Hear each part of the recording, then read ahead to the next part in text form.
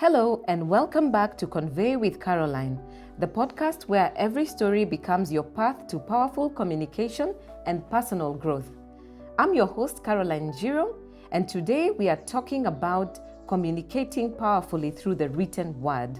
In the last few episodes, we've explored personal branding, public speaking, and harnessing your voice in different arenas. Today, we are shifting to writing, an often overlooked but hugely important skill that can help you connect, influence, and make an impact, whether online or offline. If you've ever struggled to articulate your thoughts, whether in a blog post, a proposal, social media captions, or you're even looking to write a book or a script, stay tuned. I'm going to discuss some practical tips and exercises to help you express yourself more effectively. Let's dive in. Okay, guys, so let's imagine you're a marketing rep, you're a research officer at an NGO or a corporate position, or you work for an SME, or perhaps you run your own small business, and you're very good at what you do. If you're in the boardroom, you're brilliant at analyzing data for projects reports. You're good at you're good at pitches. You're good at sales. If your craft is maybe you're in fashion, you're very good at that. You know how to do what you're doing. And let's say now you are looking at doing a proposal for donors, or you'd like to craft a pitch, or you're a content creator who has been approached by a sponsor or a collaborator who would like you to send in a proposal. Or maybe you're polishing up your CV to catch the attention of future employers, and you want to have an engaging LinkedIn profile to show off your strengths. But the moment you need to submit that report, you need to prepare that proposal or that pitch or revamp your CV, writing looms like a massive monster. It's intimidating to you. Suddenly you don't know where to start, you don't know what to write, you're trying to compare with what's online, you're going to Google to look for other people who have done something similar, and you find yourself buried under a lot of technical jargon. You're trying to write, maybe you're using text generative AI like ChatGPT. You look through what you have, the long-winded paragraphs, you look at the bullet points, they're not making sense, and you're just panicking. Like, why, when I'm doing things naturally, when I'm speaking, it's coming off well, but when it comes to writing, I'm really struggling. You find that whether it's reports, proposals, your CV, your LinkedIn posts, your social media captions, you're just struggling. Every time you have to write a caption, you feel like the world is swallowing you. Or even you have the case of people who are even trying to write books. You've had an idea for a book, or you've written your page 1, page 2, and you just got stuck. For others, they've not even begun. If you're looking for a job or you're trying to get a promotion, you find managers or even potential employers, they often skim or even outright skip your communications, overlooking the crucial points hidden underneath the clutter. Recruiters can't fully see your abilities from your CV or even your LinkedIn profile. You might even consider paying someone else to do the writing for your behalf, but are you going to pay them forever? So you need to be able to do something to be able to lock in on upgrading your writing skills. And also to the writers in the house, you have budding creatives, people who are outright writing books or a script for a movie or for a music video, or you're dreaming of publishing your first book, launching a magazine, but you can't seem to make headway. You get overwhelmed, and every blank page mocks you with its emptiness. So you realize that having content by itself is not enough. Clarity and structure matter just as much. And we know that even for me, myself, I've sat on boards where we've interviewed people for positions. As an entrepreneur, I've sat on very many interviews. And you realize that sometimes the applications are way more than the number of CVs that you have. And to be honest, you find that the process of shortlisting usually removes CVs which are maybe not very clear, not well written, and not appealing in terms of structure, look, outlook, and you don't even get a chance. So people who even are the best candidates might not even get the chance of being interviewed just because they didn't write it properly. Or you lose a pitch. You're the best person for a job. You're the best vendor. Maybe you do merchandise or you sell something, but the moment you're told to put a proposal down together, then you lose it because writing is not your thing, but you're the best at the activity. So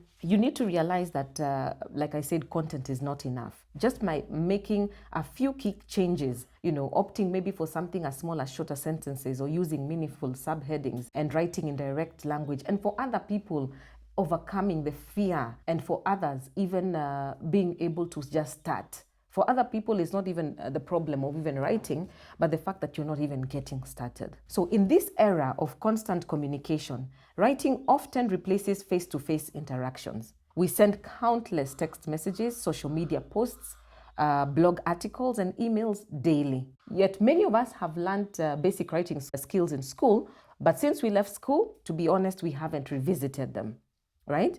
So we require writing skills for social media, whether it's your personal branding, work, content creation, captions. Your posts can actually amplify your voice.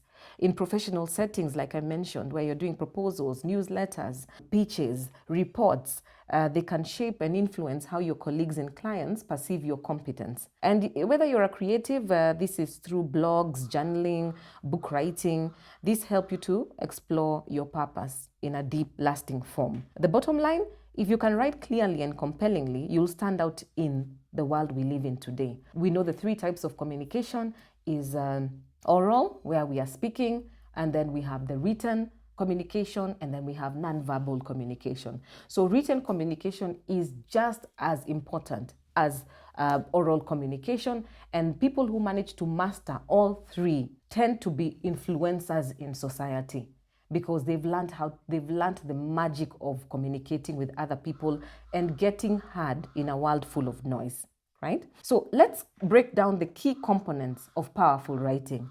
Number 1, it's clarity. Your message needs to be very clear. And how do you do this? Straightforward language trumps fancy words. Whenever you're also speaking, we talked about it in the public speaking podcast that I did, we saw that jargon does not fit. If you're speaking to an audience that doesn't understand the industry jargon, then you shouldn't go there. If you are a doctor and you're speaking at a medical convention, then of course go ham. But if you are a doctor speaking to laymen, then you have to use words that they understand. And that's the same also with written language. You might be very clever, but you have to align what you're writing with the audience that you are speaking to. So short paragraphs and clear structure, they prevent that dreaded wall of text that everybody skims through and doesn't read. Number 2, tone and style. You need to decide if you're being casual, you're being professional, or you're somewhere in between. You need to keep your tone consistent with your personal brand. If you're warm and encouraging in person, that should reflect in your writing. The best writing is the one that reflects the person who is writing. So when you get people to write for you, unless you're sure that these people can write for you until your dying day, it is good to inject your own voice in your writing. Number 3, organization and flow. You need to have organization. You need to be able to arrange your work in a way that makes sense to people. Nowadays, everybody is overwhelmed with so much information that nobody has time to read blocks and blocks of text trying to decipher where your point might be. The point has to jump out of the page straight at your audience. So you need to use headings, you need to use bullet points, subheadings to guide readers. You need to ensure that each paragraph and sentence connects logically. It makes sense, it connects from one point to another. Don't have random tangents put together and causing confusion for your readers. Number 4, audience awareness. You need to tailor what you're writing for the audience that is reading. Formal grammar for a job proposal, more relaxed style for a social media post. If you're writing fiction, you need to realize who you're writing for. Are you writing for teenagers, for children, for adults, for mothers? Who exactly are you writing for? Imagine the audience as you actually do the writing. Ask yourself, is this meaningful to the audience, or is it just meaningful for me? Don't just write what you feel brings out and shows the way you're an expert or shows the way you're very clever. Ask yourself, does what I'm writing solve the problem of my audience or address their interests? If it does, you're on the right track. If you keep these 4 pillars in mind, clarity, tone, organization, and audience, you're well on your way. But we also have a large monster that also prevents a lot of people from writing, especially people who are trying to write books or things like that. And this is procrastination, which we're going to be talking about in a different forum. And this is just getting to start. When it comes to writing, it's very difficult. Actually, I would even say it's impossible to improve that which does not exist. If you've not written the first sentence, there's nothing even to edit or to change or make better or align to your audience. So in writing, the advice I like giving is you better write something fast. Whether it's boring, whether it doesn't flow, whether it has too much jargon, you're way better off than the one who has not written a single sentence. So please start. Write what it is you're writing, and then you'll come later on and edit it and align it to what you're trying to make it work. In writing, the best thing to do is have a draft. As long as you have a draft, you're well on your way. So I always like giving an example that comes from the Bible. And I'd like to use Paul, the Apostle Paul, as an example because Paul is an example of a master communicator who has mastered the art of writing, especially through letters. There are usually very many types of writing, and we saw Paul write quite a number of letters, some of which form a significant portion of the New Testament. He wrote to diverse communities, including the Romans, Corinthians, Ephesians, And as he did so, he customized his tone, his message, and even addressing specific concerns that each group faced, right? So you can go and check the style of how he wrote these books.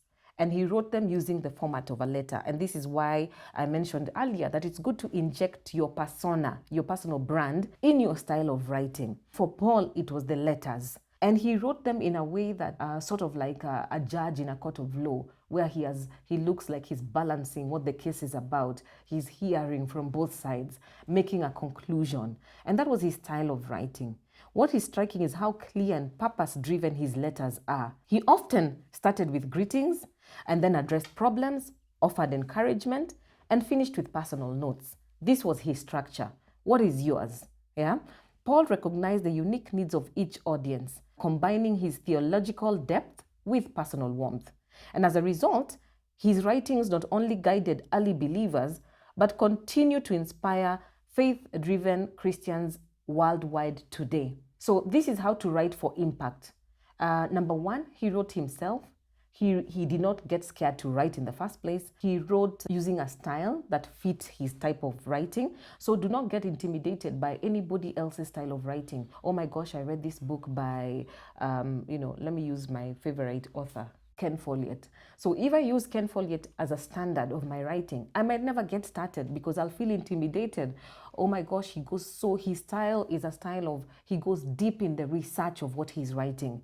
So if he's writing about building a church, he goes deep into understanding the nitty-gritty, the process, the stones used, the process used in building the church. And that's his style. And now we can see Paul from the Bible, his style was letters. And not just letters, but the style that he used was one where he begins by first connecting with the audience through greetings and then goes on to pass his message, weigh in everything. And that has made impact. His writings have impact even today.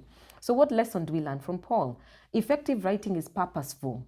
It addresses the audience's context and is structured so that people can follow the logic step by step of what you're trying to tell them. Even for those people who are writing, even recipe books, how-to books, or self-development books, the thing is the same. It has to have a connection to the audience that you're writing for. Okay? So of course, now I'd like to move us from theory to practice with 5 actionable steps that can improve your writing today. Of course, point 0 is starting. You can never be a good writer if you don't start today. You have to start. And number 1 is plan before you write. What does this mean? Don't just start typing blindly. You need to outline your main points first. When I was looking at my children's homeworks a couple of years ago, and they were being taught how to write compositions, they were taught to first do their planning on the side, where they write a list of the characters, and then they write where their setting will be, and then they write what will be in paragraph 1, number 2, what the problem will be, number 3, how it will be resolved. And then when you've written that out is when now you come and start piecing it together. So similarly, you need to start by first, number 1, write down your goal. Am I informing, persuading, or entertaining? What's my goal here? And 2, create a brief structure, like I said, your introduction, your main points, your conclusion. This is just a rough draft. And then now you can now populate it, right? So like Paul's example, he knew why he wrote each letter. So if you have a clear purpose, your words become more impactful. Step number 2, embrace simplicity and brevity. What does this mean? Use everyday language unless technical terms are required in what you're doing. So this means, how do you implement this? A, you replace jargon with plain English or whatever language you're writing in, or define it if absolutely necessary to use what it is that you're using. And then B, aim for shorter sentences, 20 words or fewer. This helps you to be very clear in what you're trying to say. Once I realized that more direct, friendly language actually gets better responses, my writing changed dramatically. As opposed to where we are trying to show off that we know big words, we're trying to show off how clever and intelligent we are, and then we end up losing our audience. Okay? Number 3, use formatting wisely. What does this mean? You need to use things like headings, bullet points, spacing to help readers navigate. If it is something that is going a step further to being published, then ensure that the design work is up to par. How your work is designed and how it looks can mess up whether people even want to read it in the first place. How do you implement this? A, break long text into smaller paragraphs, okay? And where possible, if your work is going into publishing, ensure that you have it designed, either by yourself with AI tools such as Canva, or you can get a designer to do it for you.